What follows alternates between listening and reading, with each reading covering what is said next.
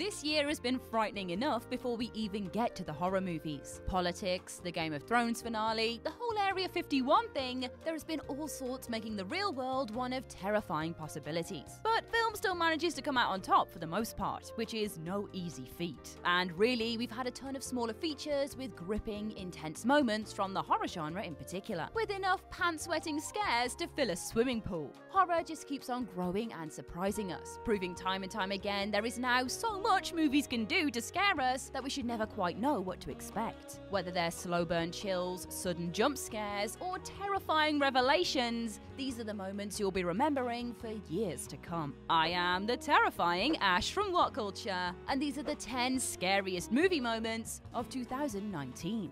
10. The car attack. Brightburn.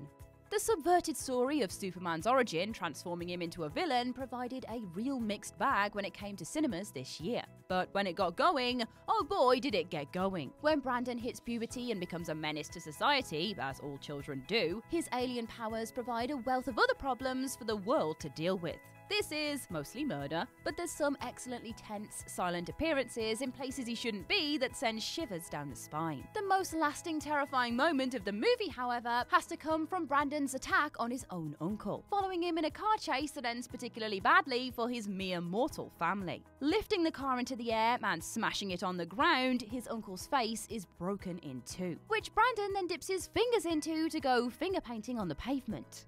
We wanted Superman subversion, but Jesus, this really was something else. 9. Spider Sack. Crawl. Now, it really would be easy to say that the whole concept of crawl is one of the scariest parts of 2019, with giant alligators tearing people apart pretty high on the nope list of real-life scary shit. But the moment that stuck with me, and I assume anyone else with even a mild aversion to frickin' bugs crawling all over their face at any given opportunity, will be the spider sack popping on Hailey's face as she attempts to escape the flooding basement she is trapped in thanks to a big-ass hurricane. It is a full, no thank you sir, from me. And whilst it's a split second compared to the rest of the movie that is packed with watery fears, it is one of those completely unnecessary but completely affecting moments that sticks with you for the sheer gross horror of it in the long run. Ugh. 8. Mrs. Kirsch. It Chapter 2.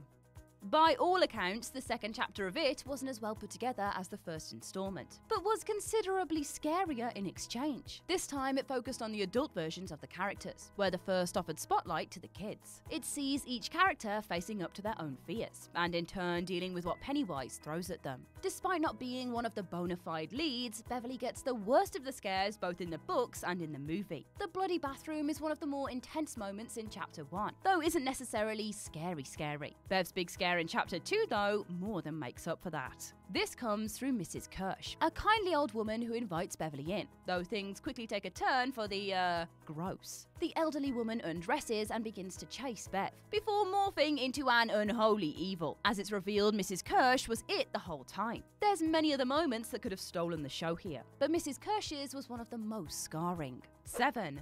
They're Us. Us.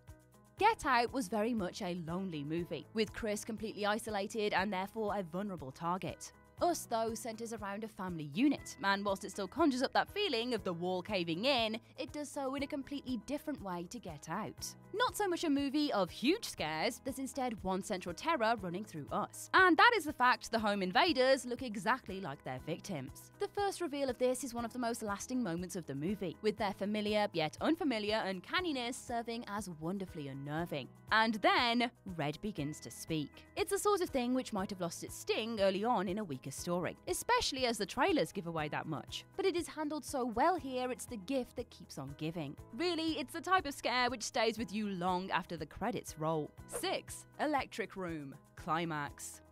Released this year in the US, everything about Climax is inherently scary for being so damn weird. Spinning out of control both figuratively and literally as a bunch of dancers are secretly addled with LSD and trapped in their remote rehearsal location in the middle of a snowstorm. As they devolve to their most base, ugly natures, the worst of all their personalities begins to show, with everything from kicking a pregnant woman in the stomach to setting a woman's head on fire and leaving her to deal with it on her own just a touch on the surface level of this psychosexual nightmare. By far the part that leaves the most bitter taste in your mouth is poor Emmanuel's son, Taito, though. Drinking some of the spiked LSD sangria, the same as his mother, she decides the best course of action is to lock him in the electrical room to keep him safe from the other dancers. Cue his screams continuing for an achingly long portion of the movie, which can't be abated as Emmanuel has lost the key, until the power goes out. There's only one way that could have happened in the electrical closet, and Taito has stopped screaming.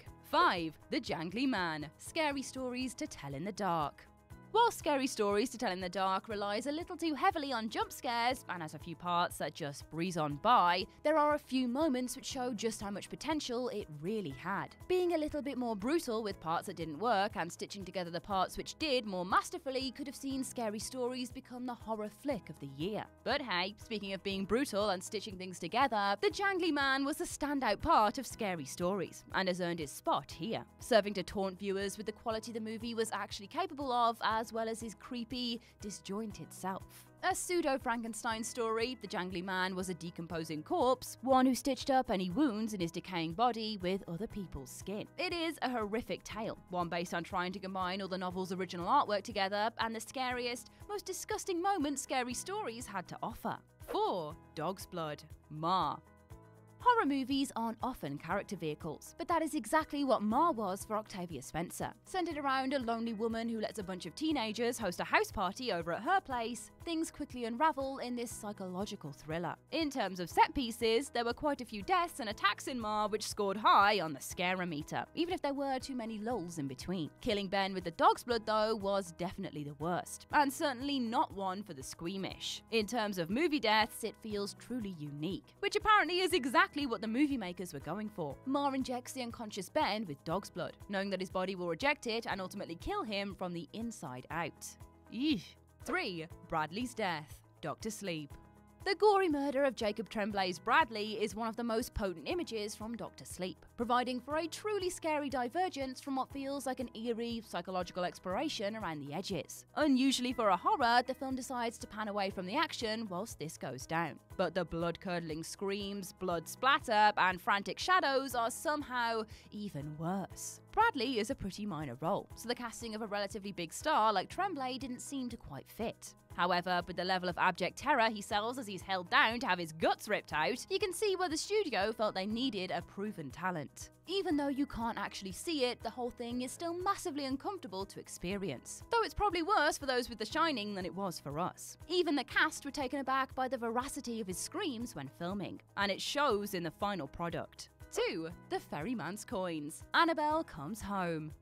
Who would have thought that The Conjuring would end up spawning a 7-movie franchise, and is still going strong, or that Annabelle would end up becoming one of the modern icons of horror? Though Annabelle is a character built off lots of jump scares, Annabelle does them so much better than her competitors, and in a weird way, they feel kind of earned. The difference with Annabelle's jump scares, and The Conjurings in general, is that they usually signify something genuinely scary. These movies tend to be full to the brim with quote-unquote proper screams, and Annabelle Comes Home is no different. In this scene, though Annabelle herself isn't involved, the ferryman definitely copies her brand of sudden spooks. An old coin rolls into the hallway just as the lights go out. As Mary bends down to pick it up, the metal starts to glimmer. She's clearly terrified and confused, but she doesn't know exactly why. It's not until the ferryman lurches out of the dark with those exact same coins for eyes that we can finally let that pent-up scream out. 1. The ending. Midsummer.